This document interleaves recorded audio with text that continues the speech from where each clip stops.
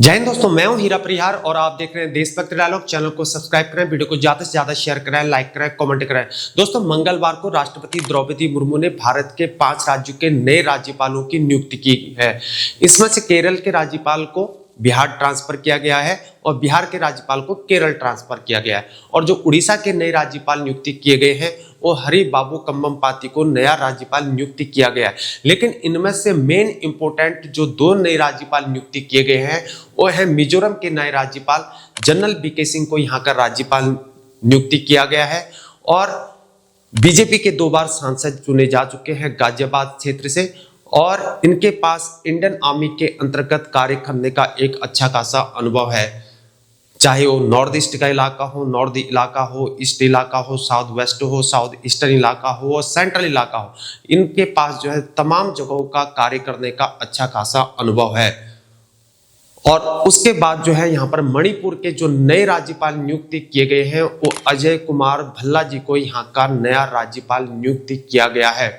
अगर अजय कुमार भल्ला की अगर बात करें तो ये 1984 बैच के असम मेघालय आईएएस कैडर के अधिकारी हैं और ये उस समय चर्चा में आए जब 2019 में बीजेपी की सरकार दोबारा सत्ता में आई और प्रधानमंत्री नरेंद्र मोदी यहाँ पर प्रधानमंत्री के रूप में चुने गए और अमित शाह जी यहाँ पर जब गुजरात से सांसद चुन के आए तो उनको गृह मंत्रालय का जिम्मा सौंपा गया, गृह मंत्री के रूप में चुना गया।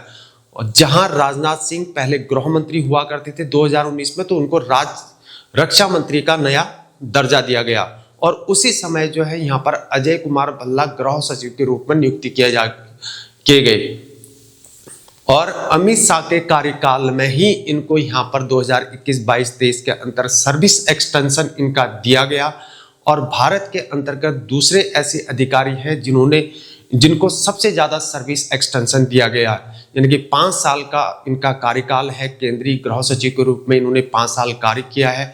अगर बात करें 52 साल पहले 1971 में ललन प्रसाद सिंह जी को यहाँ पर केंद्रीय गृह सचिव के रूप में 6 साल का कार्य किया उन्होंने। और ललन प्रसाद जी की अगर बात करें तो 1936 में आईसीएस अधिकारी के रूप में चुने गए ब्रिटिश गवर्नमेंट के अंतर्गत। तो भारत के आजाद होने के बाद जो है वो आईएएस में रिमस्ट हो गए। और इस प्रकार से जो है ये दूसरे ऐसे अधिकारी हैं जिनको भारत के अंतर्गत सबसे ज्यादा सर्विस एक्सटेंशन मिला हुआ है। इस प्रकार से इनको अमित शाह जी का करीबी माना गया है और अमित शाह जी जो है इन पर ज्यादा विश्वास करते हैं। अगर इनके कार्य करने की बात करें तो इनको उत्तर पूर्वी इलाका और उत्तरोत्तर इलाके में काम करने का एक अच्छा खासा अनुभव है। वहीं 5 अगस्त 2019 को आर्टिकल 370 खत्म कर जेएंडके का विशेष राज्य का दर्जा खत्म कर जेएंडके के अंतर्गत 2 नए केंद्र शासित प्रदेश का जन्म हुआ, एक लद्दाख के रूप में तो दूसरा जम्मू कश्मीर के अंतर्गत 2 नए केंद्र शासित प्रदेश बनाए गए। इस प्रकार से इनके पास जेएंडके के अंतर्गत जो है शांति बहाल स्थापित करने की रिस्पॉन्सिबिलिटी दी गई थी और इनके पास एक अच्छा खासा अनुभव है। तो वहीं जो है यहाँ पर 2019 के अंत में जो है यहाँ पर पूरे देश भर में जो है सीए को लेकर विरोध प्रदर्शन हो रहे थे। तो यानी कि सीए का भी रिस्पॉन्सिबिलिटी इनके कंधों पर रिस्पॉन्सिबिलिटी दी गई थी। हालांकि जो है इन्हीं के कार्यकाल में यहाँ पर दिल्ली में दंगे भड़ गए थे तो जेएनयू के अंतर्गत हिंसा हुई थी और बाद में दिल्ली पुलिस को इसमें फटकार भी झेलनी पड़ी थी। और 2021 में जहाँ पर एनआरसी को लेकर यहाँ पर बहुत वाद विवाद हो रहा था तो हालांकि उस पर कोई ठोस कदम नहीं उठाए गए। जहाँ 2020 के अंतर्गत पूरा विश्व कोविड पेंडेमिक को झेल रहा था और 2020 के बाद जो है इनके सर्विस एक्सटेंशन पर विचार किया गया और इनको 2021-22-23 में सर्विस एक्सटेंशन दे दिया गया। और इस प्रकार सबसे लंबा कार्यकाल पूरा करने वाले भारत में दूसरे अधिकारी बने। और वहीं जो है बाद में 2024 में यहाँ पर 3 नए आपराधिक कानून की बात की गई संसद के अंतर्गत। और इस प्रकार से यहाँ पर हिट एंड रन केस पर यहाँ पर ट्रक ड्राइवरों को यहाँ पर 10 साल की सजा हिट एंड रन केस में और 7 लाख रुपए का यहाँ पर जुर्माना दे देने जाने की बात की गई।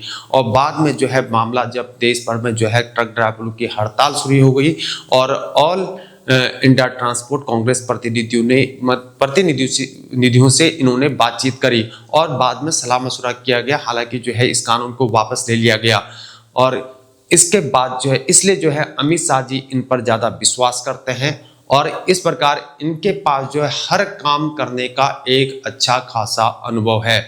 इसी प्रकार से इनको आज के दिन में मणिपुर का नए राज्यपाल नियुक्ति किया गया है और इनके पास जो है मणिपुर के अंतर्गत शांति बहाली स्थापित करने की एक नई रिस्पॉन्सिबिलिटी है। इस प्रकार अमित शाह जो है इन पर ज्यादा विश्वास करते हैं, इसीलिए इनको यहाँ का नया राज्यपाल नियुक्ति किया गया है। यानी कि इनके कंधों के अंतर्गत जो है कंधों में जो है एक बहुत बड़ी रिस्पॉन्सिबिलिटी दी गई है। यानी कि कुकी और मैती समुदाय के बीच में जो यहाँ पर झगड़ा चल रहा है, जो विवाद चल रहा है, उसको सुलझाने के लिए इनके पास बहुत बड़ी एक चुनौती है। वहीं यहाँ पर जो है ड्रग्स का जो बहुत बड़ा व्यापार चलता है, उस ड्रग्स के व्यापार को रोकने की रिस्पॉन्सिबिलिटी है। इलीगल इन्फिल्ट्रेशन जो होता है उसको रोकने की रिस्पॉन्सिबिलिटी है। जहां 27 मार्च 2023 को हाईकोर्ट ने यहाँ पर राज्य सरकार को आदेश दिया है कि यहाँ पर मैती समुदाय को अनुसूचित जनजाति में शामिल करने की बात की गई, लेकिन 3 मई को जो है यहाँ पर विरोध प्रदर्शन शुरू हो जाता है और वह विरोध प्रदर्शन धीरे धीरे यहाँ पर भड़क उठता है। तो इस प्रकार से जो है कुकी समुदाय ने यहाँ पर विरोध प्रदर्शन शुरू कर दिया। कुकी समुदाय और अन्य जनजाति समूह ने यहाँ पर विरोध प्रदर्शन शुरू कर दिया। इस प्रकार से कुकी और मैती समुदाय के आपस के झगड़े में जो है यहाँ पर कई लोग विस्थापित हो चुके हैं और जान मान का यहाँ पर नुकसान हुआ। वहीं जो है कुकी समुदाय, कुकी बहुल वाले इलाके में रहने मैती समुदाय और मैती बहुल इलाके में रहने वाले कुकी समुदाय आपस में घर छोड़ के जाने लग चुके और कई लोग जो है यहाँ पर विस्थापित हो गए।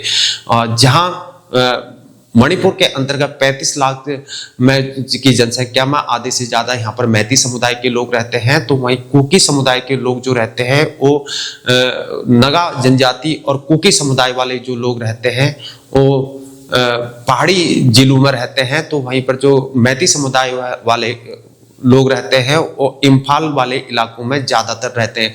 जो मैती समुदाय वाले इलाके उनमें ज्यादा हिंदू लोग ज्यादा है, तो वहीं कुकी और नगा जनजाति जो लोग हैं उनमें जो है यहाँ पर क्रिश्चियन कम्युनिटी ज्यादा है।